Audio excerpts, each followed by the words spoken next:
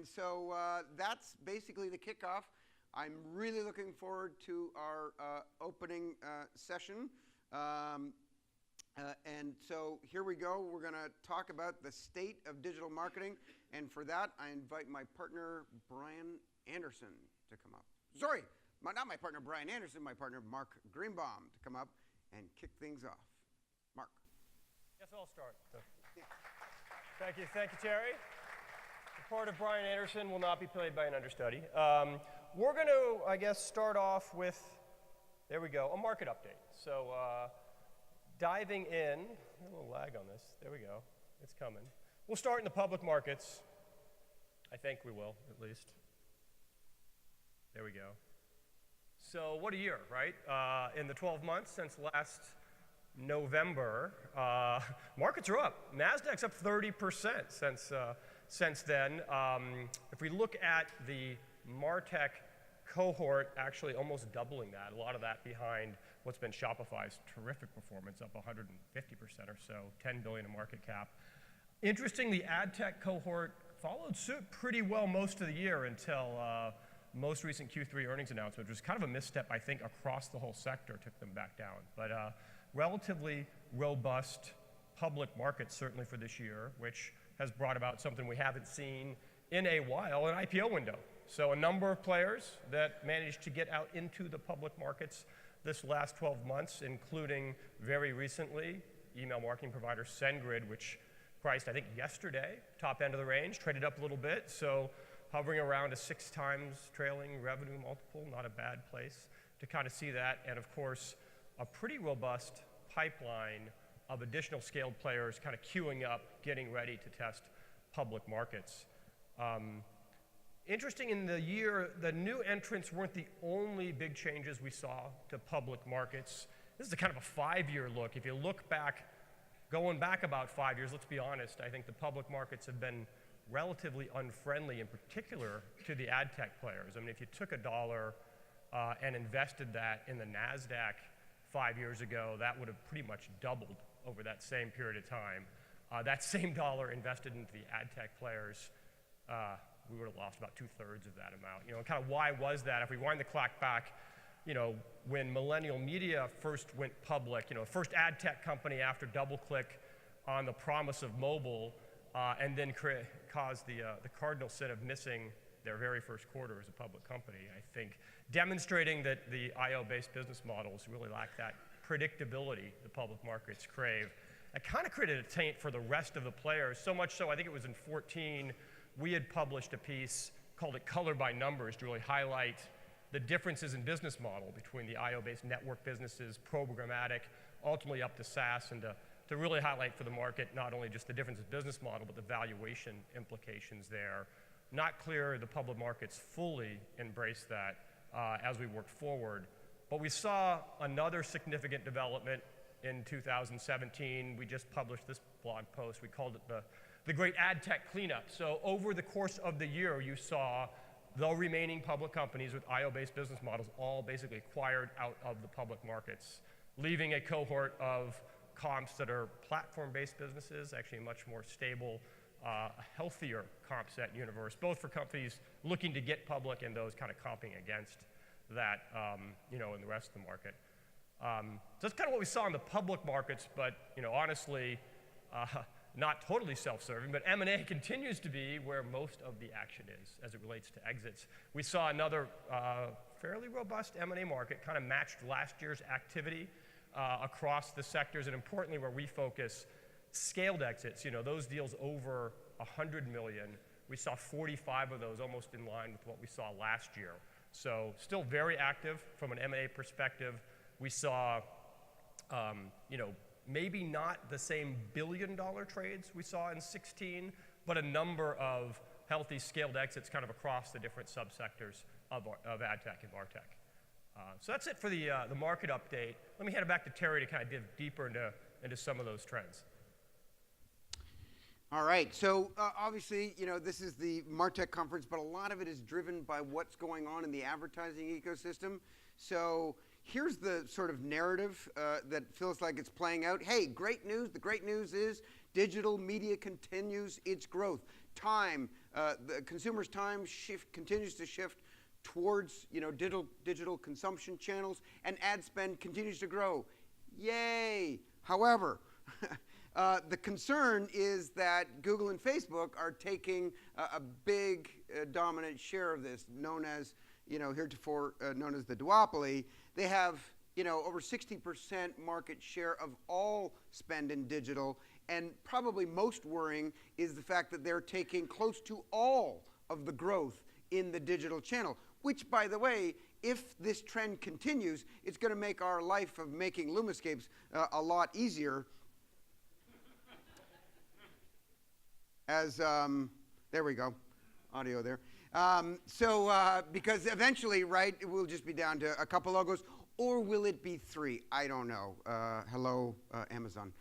Speaking of which, this is a new entrant. Maybe in a year from now or 2, we'll be calling it the triopoly, because let's take a look at this. 20 plus years of compound 76% revenue growth. That's hard to do, folks. Think about it. Compound for over 20 years. This thing is an absolute beast. The markets have recognized that. Its stock is creating new highs, every day. And by the way, a little bit of zero-sum game going on here. Retail basically getting eviscerated with the rise of Amazon. And look, they're basing this.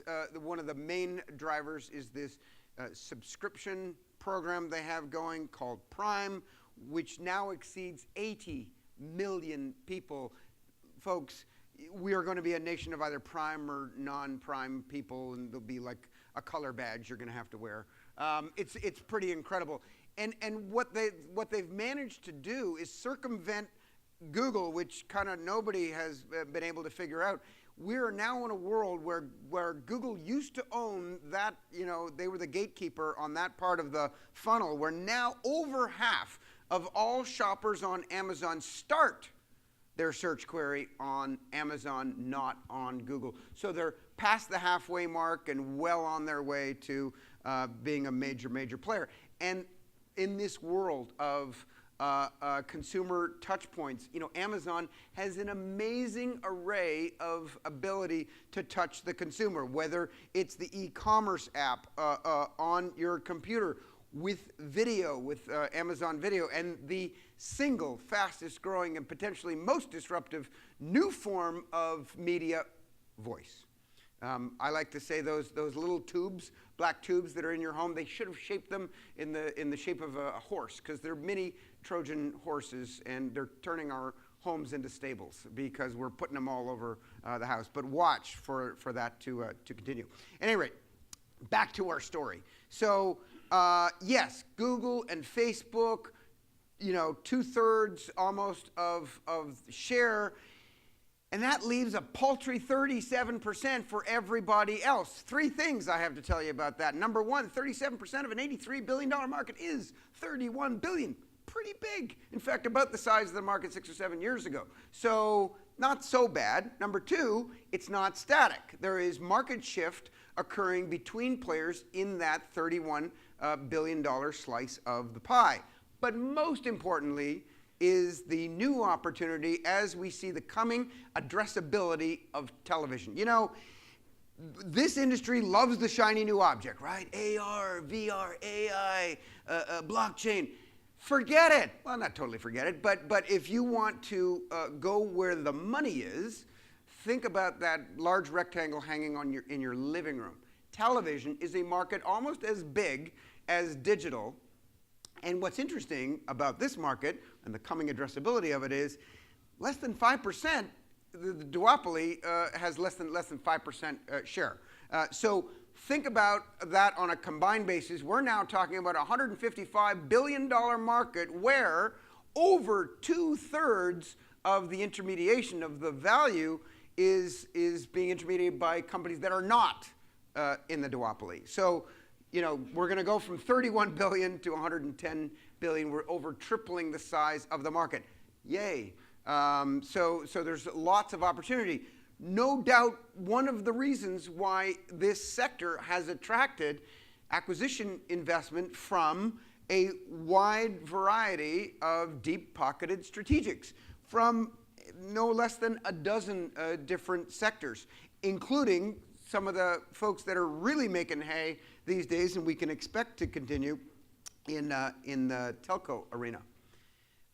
You know, at the beginning of this year, there was reports that came out that talked about the fact that this sector was over. It was finished. Why? Because of the substantial decline in venture capital money going into the sector.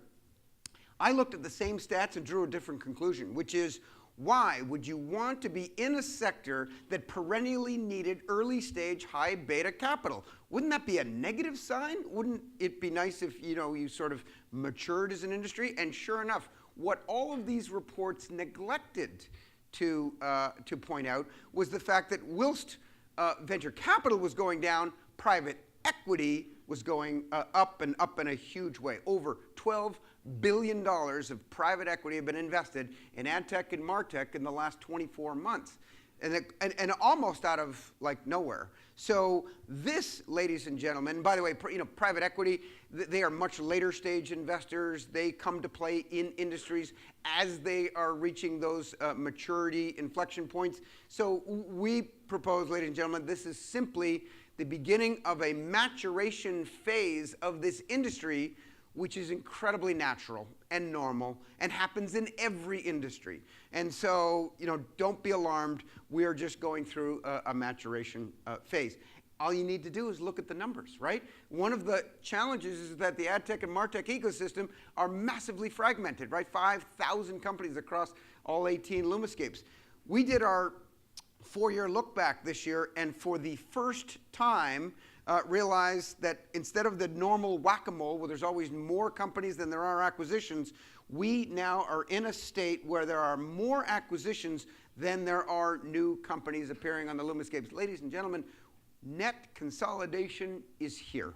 So that's a further manifestation of this sort of phase that we're in. Now let's think about this, right? Let's go back to math.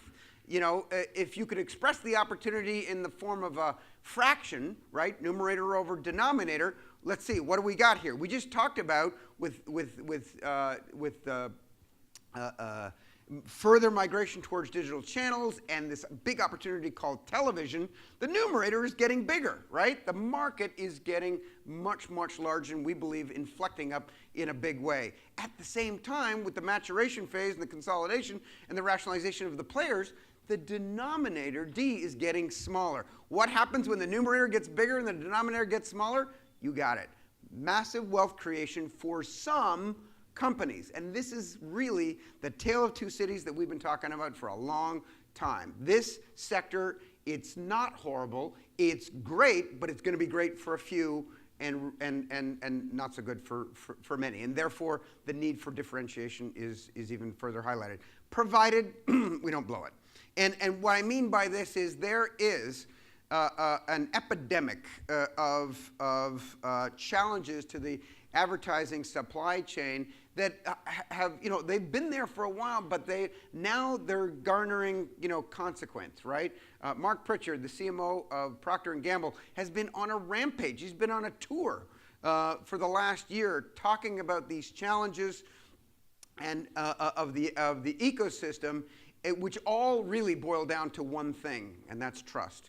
And so this is a real issue for this particular sector. And by the way, it has economic consequences, right? We made this sort of life cycle of a media impression chart where the blue bar represents all media impressions. Some ads are served to most of it and blocked for others. You lose some of that to fraud. You lose some of that because it's not viewable, depending on the standard, and then so on and so forth. And there's real economic value. The marketer loses everything that's not viewed and is fraud, and the publisher loses everything that's blocked and fraud. So there's real economic consequences to this challenged supply chain. And by the way, where the rubber really hits the road is spend. So Procter & Gamble announced they pulled back $100 million and to had no effect. Now I might argue with the attribution and the time period, but doesn't matter. Perception is reality in this instance, and this is extremely troubling, folks, when you've got a leading marketing player saying that their spend didn't matter, because $100 million alone is not to worry about, but $100 million less in the hands of someone with a megaphone saying, hey, you like me could pull your spend. This is really troubling. And by the way, it almost behooves people to sort of create this need to limit your vulnerabilities, some of these sort of exogenous forces, whether it's the supply chain stuff and the fraud, or changes that are happening in the browser environment that are limiting your ability to sort of track data, or exogenous things like European privacy regulations, all of which are posing challenges to the sort of typical players. In fact, it's this last one, GDPR, that was in fact the deal rationale behind the latest significant trade in the sector, where SAP bought Gogl for $350 million. They were looking to GDPR-proof their business with that identity acquisition. And you'll hear us talk more about that later today. So it kind of feels like we're in a scenario where MarTech is actually needed to heal the problems of ad tech, whether it's fraud, viewability, the verification of these players. We are seeing companies that the kind of known identity capabilities of MarTech are actually providing the solution. And let's think about it, right? The identity, we believe, is at the core of this whole sort of marketing. This used to be like a stack where you would start your plan and get your data and execute your campaign and then measure it and then plan again the next year.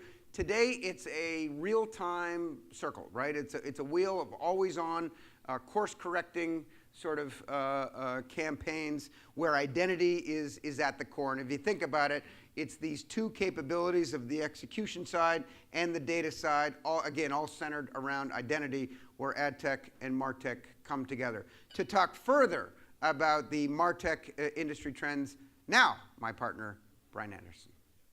Thank you, Terry.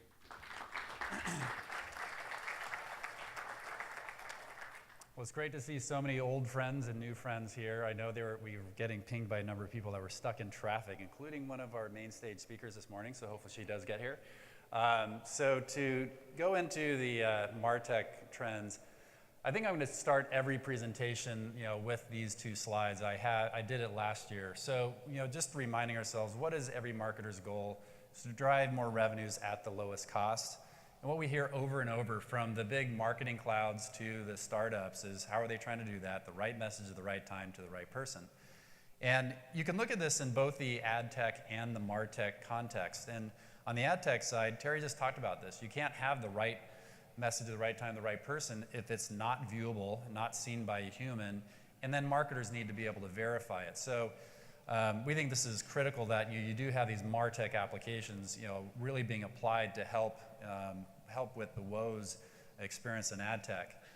The rest of the presentation is going to talk about MarTech, where we see there's really these three categories of data, identity, and orchestration, with data and orchestration really enabling the right message at the right time, and then identity, the delivery of the message to the right person on whatever device they may be on. So I'm going to break down the comments into B2C marketing and B2B marketing. In B2C, if we look at these three different capabilities, I want to zero in on the data layer.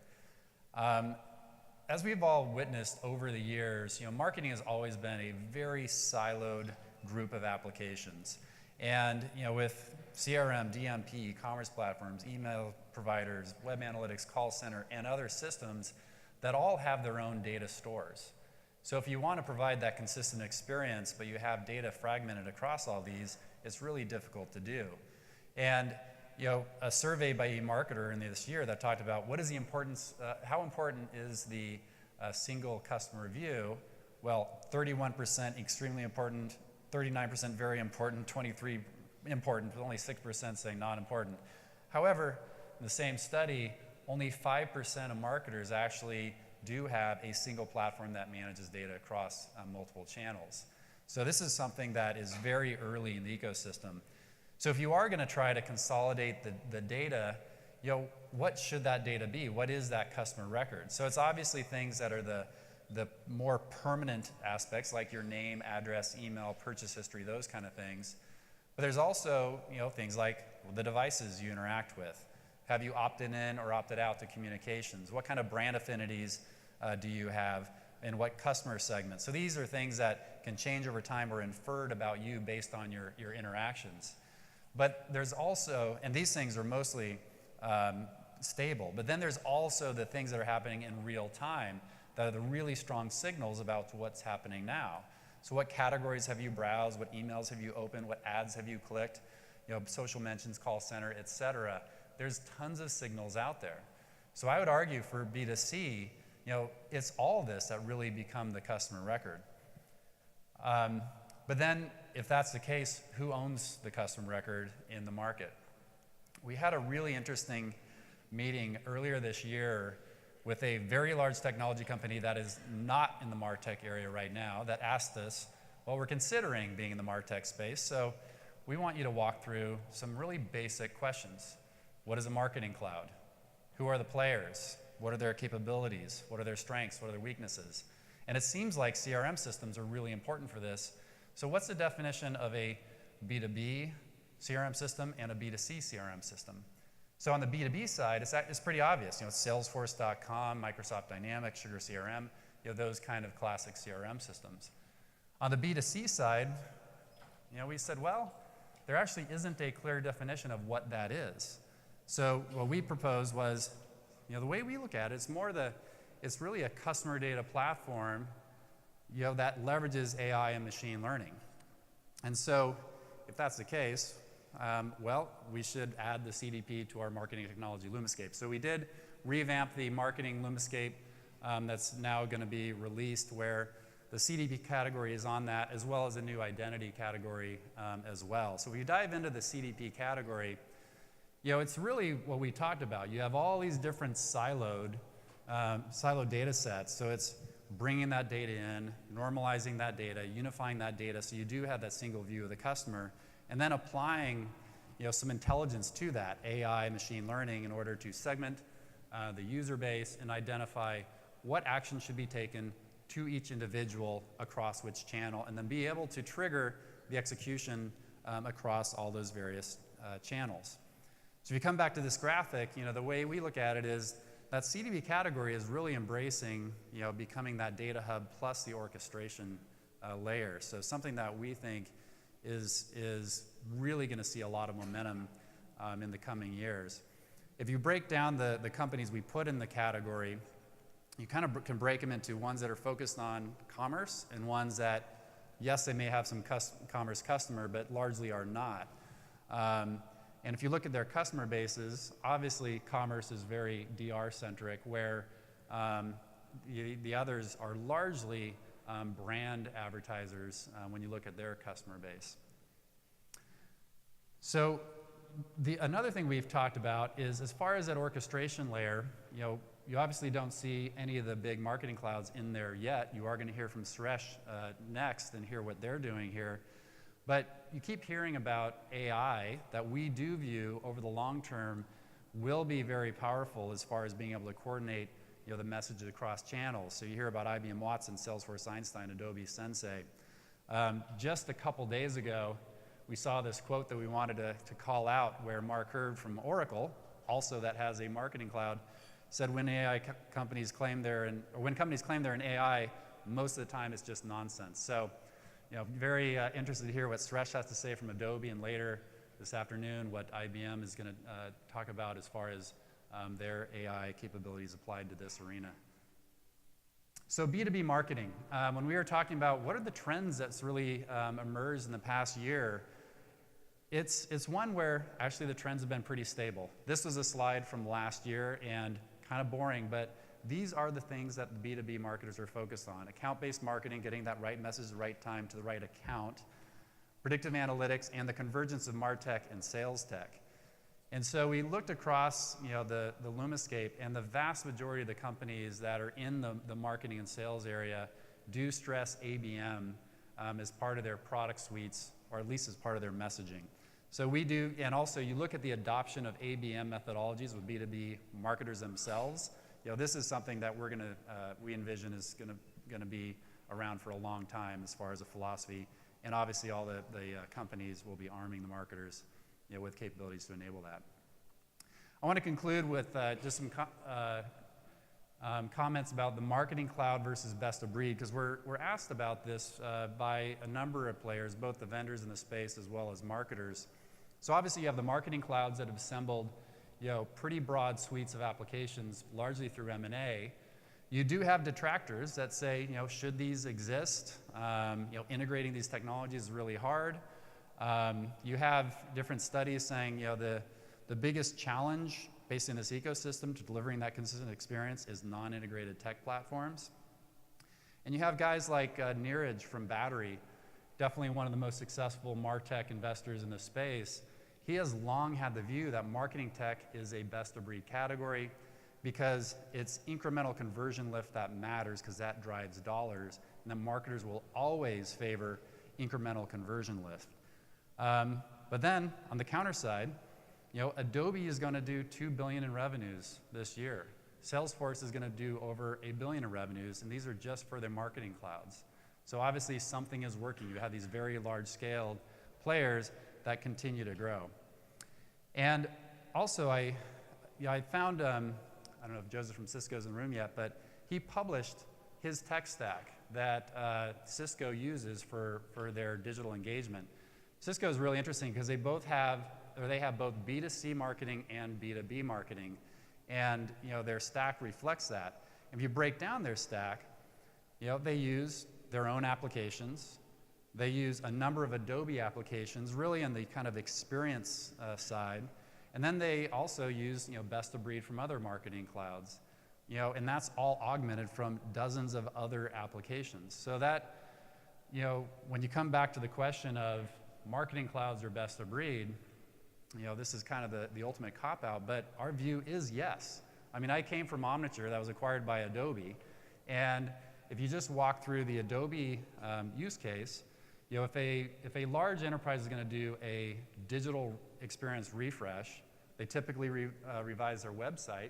They most likely will buy Adobe Experience Manager. If they're going to buy that, they're going to buy Adobe Analytics. They're probably also going to buy Adobe Target for A/B testing. And if you have those, you most likely will also buy their DMP as well, since the number 2 use case for DMP after advertising is personalization of the web properties. So you have those grouping of products that make a tremendous amount of sense to buy together, but there's always going to be other applications that surround those core suites. So that's why we think it's going to be a healthy environment, both for the big clouds and for the best of breed players that help augment those clouds.